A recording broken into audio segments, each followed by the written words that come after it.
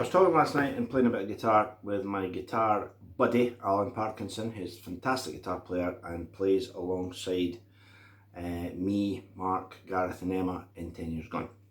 And we're talking about, difficult guitar lines to play, things that we struggle with. And I was kind of saying, if I struggle with something initially, I tend not to ever get it. If there's something that, I find difficult from the outset, I tend to not, even if I put quite a lot of work in it. And there is this thinking, concentrate on things you're good at, not on the things you're bad at. I don't know if you agree with that or not, but I can see that some validity in it. And I was talking about, it actually occurs in a Wishbone Ash song called Lady Whiskey, but it also, you can use it if you like to demonstrate a lot of Brian Robertson's playing in Thin Lizzy. Brian liked that. You like that skill.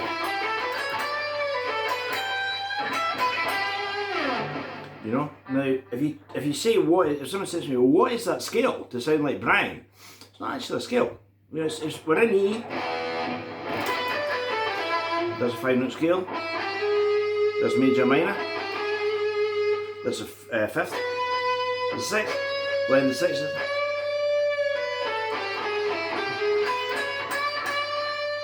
Right, so it's not a scale, and then play the minor third and push it a bit. But an even more Brian Robertson like than that is to go. Right? Now if you can see what I'm doing there, it's playing a lick with an alternating stress. Right? It's hard you can pick it out of your ear straight away when you hear someone do it, but it's quite hard to demonstrate, to say, listen for the stress here. But what's being played is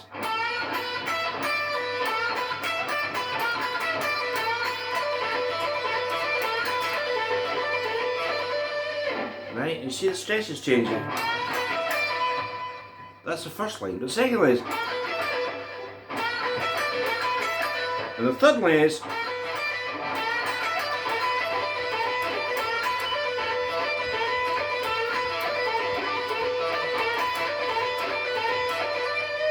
right? So it's an alternating stress line. Now that lick turns up in Wishbone Ash's Lady Whiskey, and there's a long guitar solo in the middle. It's got a flat 5. It's got lots of great lines. And it's got all these great, Wishbone-esque lines. But after a while, there's this line.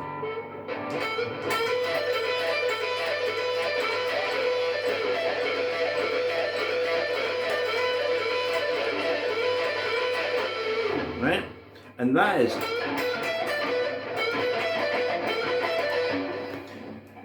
to get these things as close as you can, I tend to count them. I would go 1, 2, 3, 4, 5. So you'd go.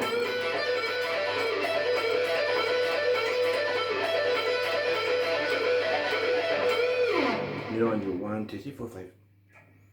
And you find very quickly, if you're playing one note too little, we're far more likely to play one note too little than one note too less. Alan last night, we were both playing, right, the Gary Moore, Brian goes, that line, right? And I was watching him play it, and I was saying, are you going,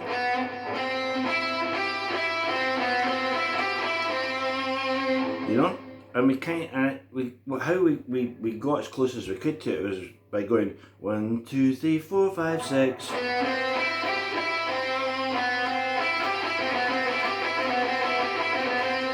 And you just take it there, note.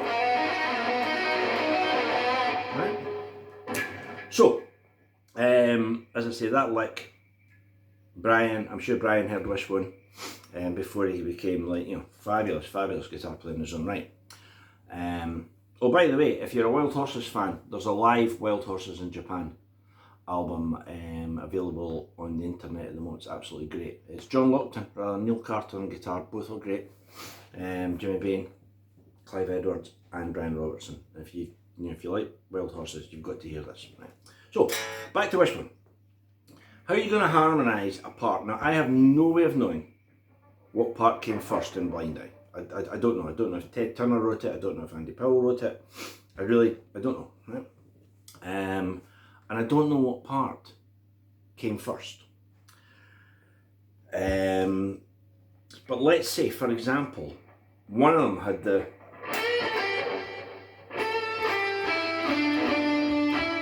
one, two, three.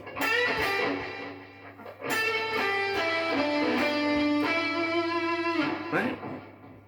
How are you going to harmonise that? Now, had I been in that band, wouldn't that have been great from my personal point of view? I like the harmony to go below. So if we're in E minor, I would like to go 1, 2, 3, 4. I would like. Now the problem is when you do that in parallel harmony, you get a C. So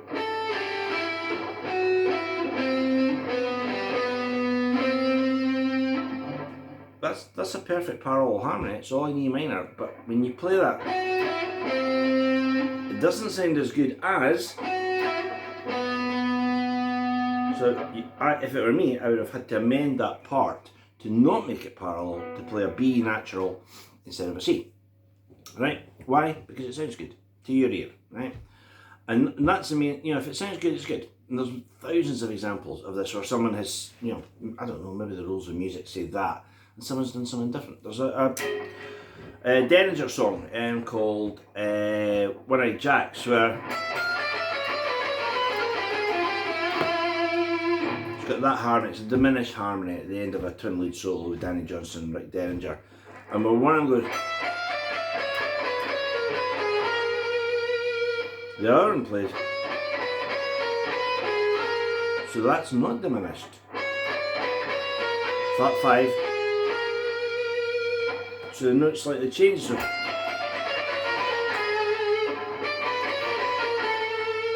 it's not, right?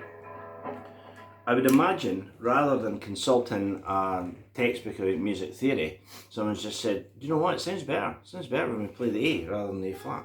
In that bit, right? And the same would apply to that. So, sorry, I kind of got off the point now, but, so here's the part. Right, so I'm going for, but you could equally go for, I'll play the part again.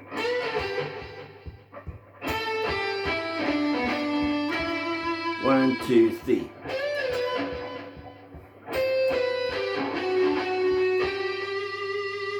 Right, that's quite nice. It's maybe a little bit on the twee side, but again, that's a parallel harmony. It would work.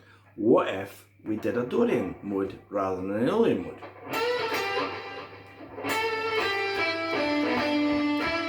One, two, three.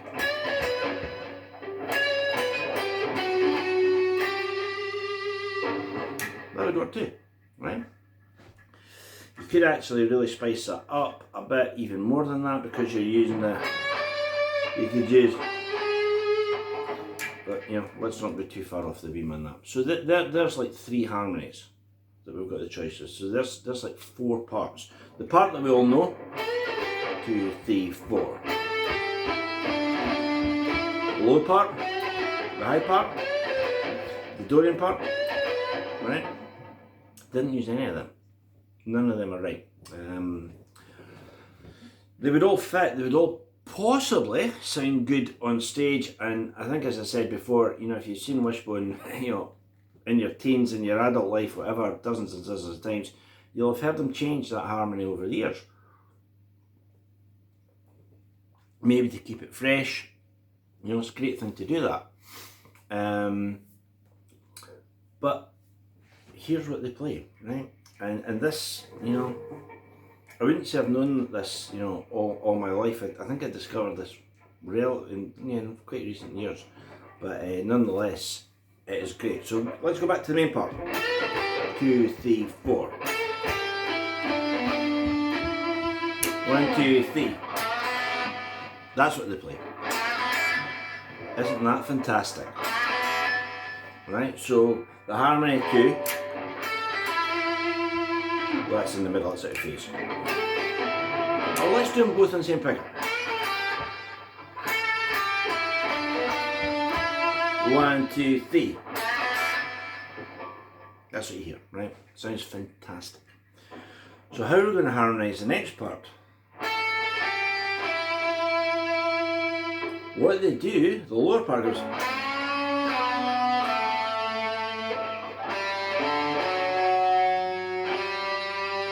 Right, I'm just moving slightly so you can see that. So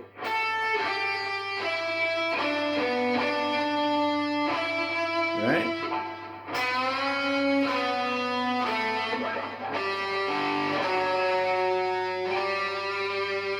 So I've got this bend from the B. Push it quite a long way. Fret an A, G, D, F sharp. Now when I play it like that, it sounds like the end of the song, because at the end of the song, when they're both going, they end it by going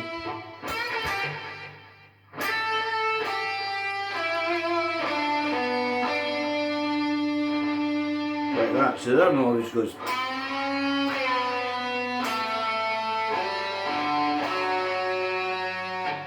There's the harmony, right? So there's a guitar harmony that's quite different from what you would expect, and I think the lesson in this is if you hear a part and you harmonise it in parallel thirds or whatever, it's not often right. I've been caught out by that loads of time. One time I was caught out with it was, you know, don't assume stuff about music. I've done this plenty of times and it's always wrong. You know,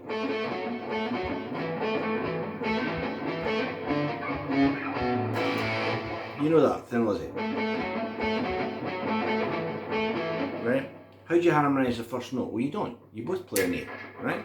But then you go, right? And for, you know, quite a few months, I would stand there playing.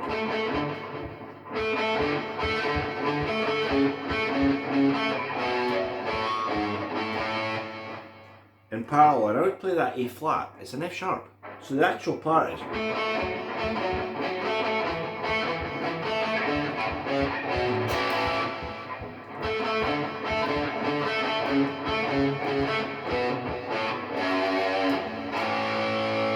Then it goes to.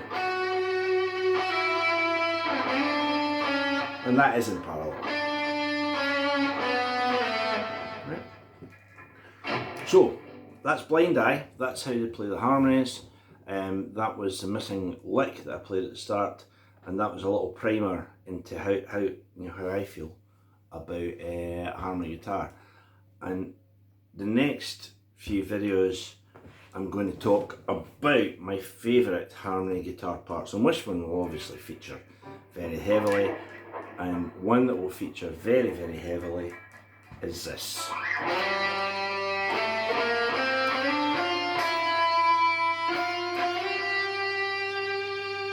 And the harmony to that, believe it or not, is